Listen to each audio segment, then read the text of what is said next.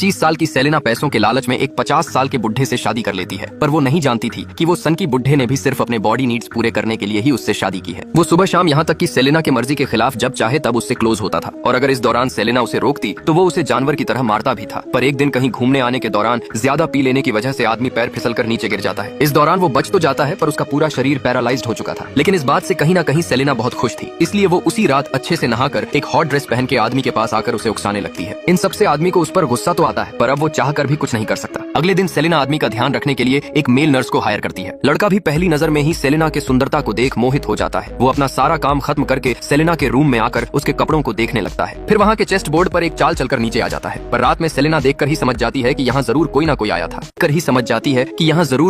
था। सेलेना भी कहीं ना कहीं समझ चुकी थी कि लड़का उससे क्या चाहता है, इसलिए रात में जब लड़का बैठा हुआ था तभी सेलेना जानबूझकर उसे भड़काने के लिए ऐसी ड्रेस पहनकर उसके सामने आती है। इशारों में सेलेना उसे बाहर बुलाकर उसके साथ बैठकर बहुत ड्रिंक करती है। फिर बातों ही बातों में थोड़ा मौसम गर्म होते ही हार्मोन्स के प्रभाव से वो दोनों एक अनहोनी कर देते हैं। अब इसके बाद से लड़का हर दिन आदमी को नींद की गोली से सुलाकर सेलेना के साथ ऊधम मचाता था। सेलेना भी अब लड़के से प्यार करने लगी थी, इसलिए उसके जरूरत में सेलेना बिना सोचे जबरदस्ती आदमी के चेक बुक से उसे पैसे भी दे देती है। इससे खुश होकर लड़का उससे प्यार करने लगता है, पर अब उनको ऐसा करते हुए घर की नौकरानी देख लेती है। काम वाली को भी सब कुछ पता चल चुका था। एक दिन लड़का उसे दवाई देते वक्त आदमी उसके कॉलर पर सेलेना की एक बाल देख गुस्से में ये कर देता है। इससे गुस्सा होकर लड़का उसे कुछ करने ही जा रहा था कि उतने में ही वो खुद को रोक लेता है। फिर वो थोड़ा सोचकर वापस से आदमी के पास आकर उससे माफी मांगता है, पर अब इस घटने से आदमी बहुत डरा हुआ था। अगले दिन आदमी से मिलने के लिए उसका वकील आता है। आदमी बार बार उससे अपनी बीवी और लड़के की अफेयर के बारे में बोल रहा था, पर वो वकील कुछ भी नहीं समझता। अब क्योंकि उसकी भी नजर बहुत पहले से ही सेलेना पर थी, इसलिए वो उससे कहता है, क्या तुम अपने पति के प्रॉपर्टीज के बारे में बात करने के लिए मेरे घर आ सकती हो? सेलेना भी समझ जाती है कि वो भी उसका फायदा लेने के लिए ही उसे अपने घर बुला रहा है, इसलिए वो भी हाँ कह देती है। अब वहाँ से सेलेना आकर लड़के से उसे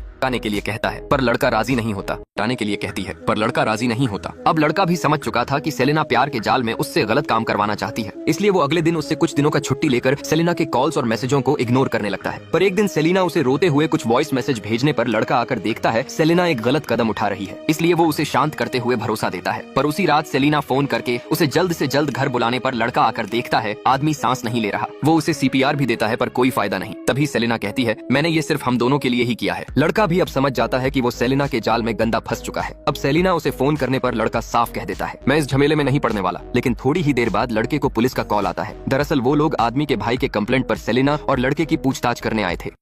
कुछ दिन बाद सेलेना लॉयर के घर उससे मिलने जाती है, और ये वही आदमी था जिसकी गंदी नजर पहले से ही सेलेना पर थी। वहाँ लॉयर उससे कहता है, तुम्हारे पति ने पहले से ही उसकी सारी जायदाद तुम्हारे नाम कर रखी थी, पर शर्त मुताबिक अगर उसके मौत के पीछे तुम्हारा हाथ रहता है तो तुम्हें इस जायदाद से 1 रुपया भी नहीं मिलेगा। पर अगर तुम चाहो तो मैं तुम्हें ये सारी दौलत पाने में मदद कर सकता हूँ। बस इसके लिए तुम्हें मेरी थोड़ी सी मदद करनी